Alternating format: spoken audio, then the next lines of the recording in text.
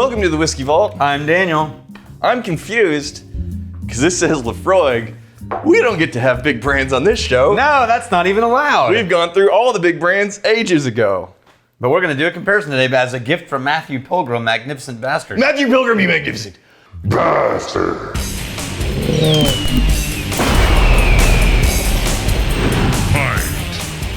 So we've never done the Càirdeas. Well, so Càirdeas. This is the triple wood they released for the Isla Festival. I think the entire Scottish people are trolling the rest of the world with their pronunciations. Because how would you look at that and just go, Càirdeas? Càirdeas.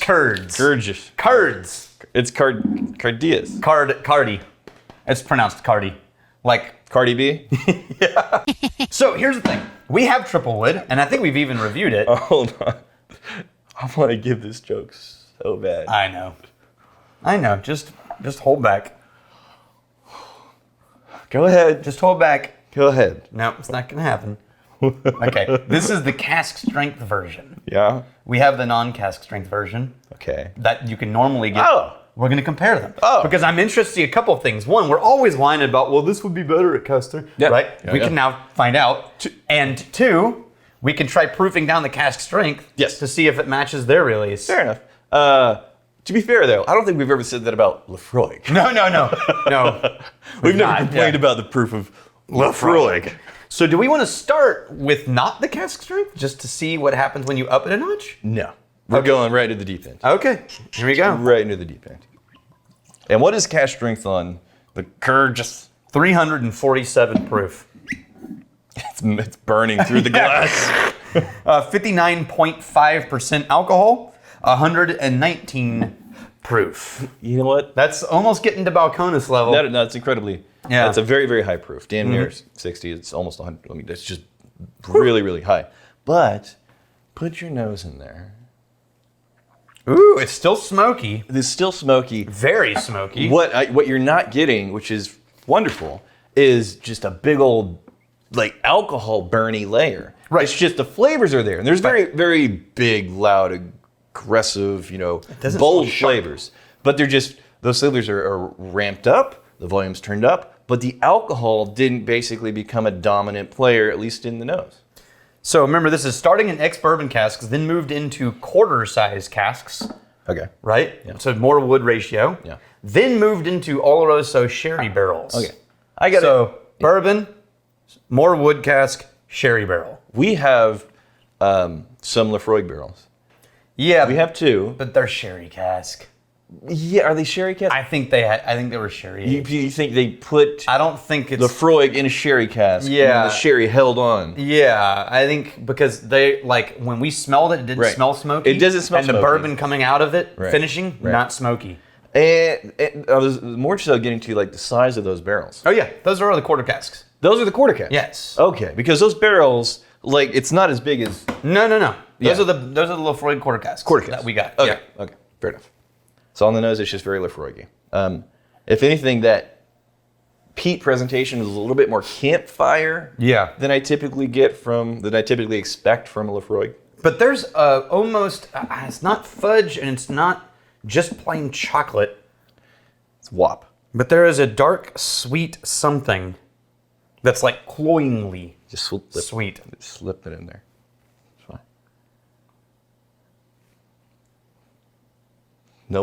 Nobody understands. Nobody understands what. I need you to show restraint. I did. I waited 3 minutes. And it's so far removed from what we were talking about, no one's going to get it, which is fine, because that's not the point. I just need to feel like I don't have something pent up. Just getting it out there.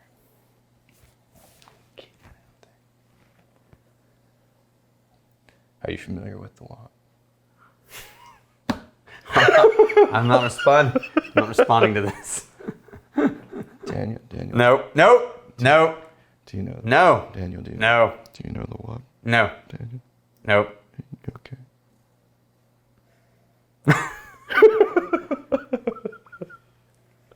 I really wish I could figure out what the sweetness is on this, but it's a fruit. It feels like a dark fruit, almost chocolate dessert. I'm gonna say a figginess. Maybe. But it's mixed in with the salt and the smoky campfire. Yeah. Oh, Oh, yeah. I really like that. That has all of the deep smoke and brine that I love from Laphroaig, Right. but surrounded by this like kind of sweetened sugar shell that's almost chocolate but not quite, Right. almost dark fruit but not quite, almost. So, What is that? first, right out of the gate, this is a noticeably more oily, thick whiskey. Just the feel of it. Oh yeah. It's much more oily. And then the flavors that you would expect from that just oily character, they show up in spades.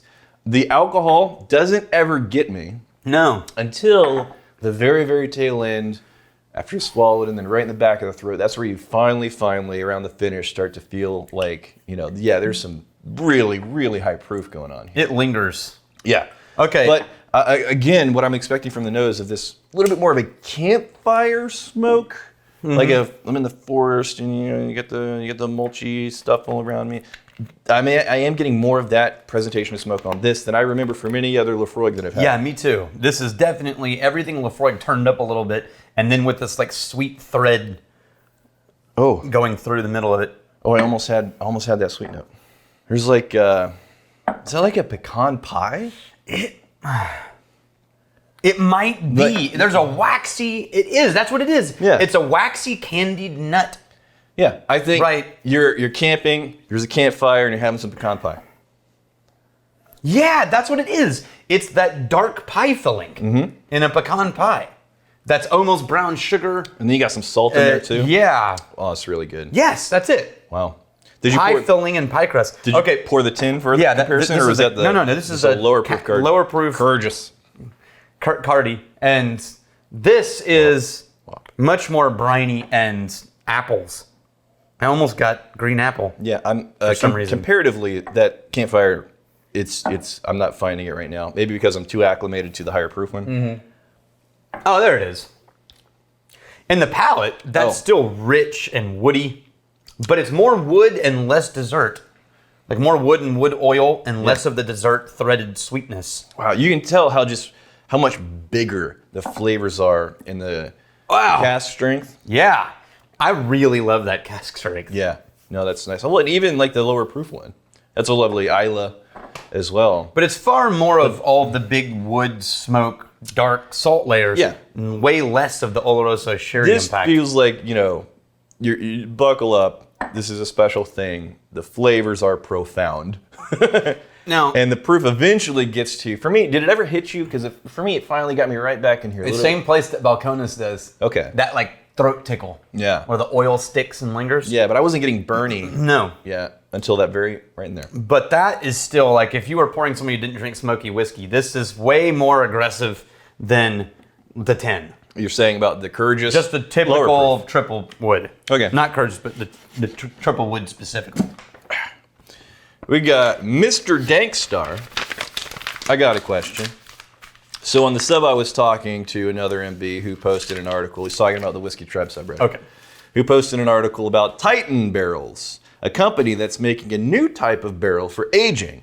Basically, a steel drum with staves anchored inside that can easily be switched out for different wood char levels. My question is, would the TTB recognize this as a charred new oak barrel? No. Could you use this and still call a whiskey bourbon, rye, etc., or would you only be able to finish it and call it just like a generic whiskey? Yeah. So basically, it's a finishing option. That wouldn't be considered a wood oak container. Okay. Which is what they require. So what about Just a container with pieces of wood in it is not considered an oak container. Okay, but if you're just using it for like finishing options, Then it wouldn't. I mean, it would still. You could still call it whiskey? No, it would still change what you called it because you finished it with oak staves, or it could be like you would have to file for recipe approval. could you do like a bourbon whiskey finished with Yes. something? But that special? would make it not a whiskey. That makes it legally a distilled spirit specialty. Right. And the title of your distilled spirit specialty, like Angel's Envy. Right.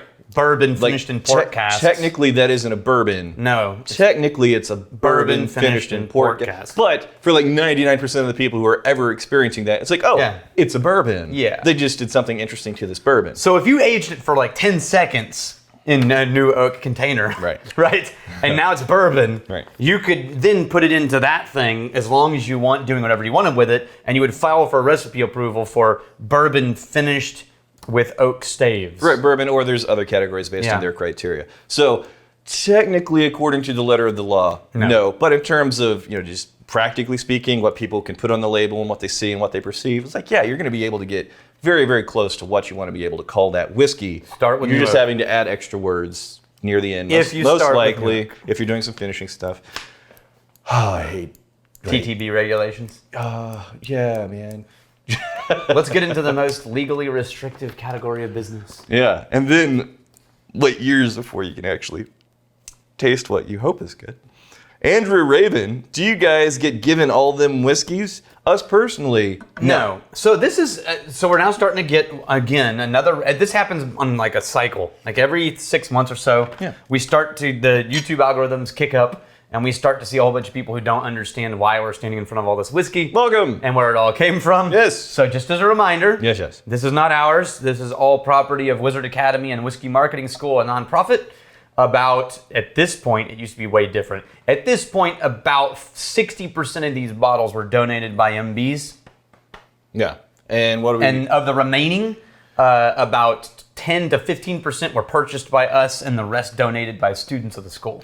The number, do we know a rough estimate how many bottles we We're have? crawling in on 2,000. 2,000 between here and then there's the other room that hasn't been brought in into the spreadsheet. Exactly. There's a spreadsheet. On the spreadsheet, there's around 1,600 to 1,700. Yeah, and then also whenever we get handed whiskeys personally, if it's not in the vault, then we just donate it to the vault. We bring it to the vault. Yeah. Yeah.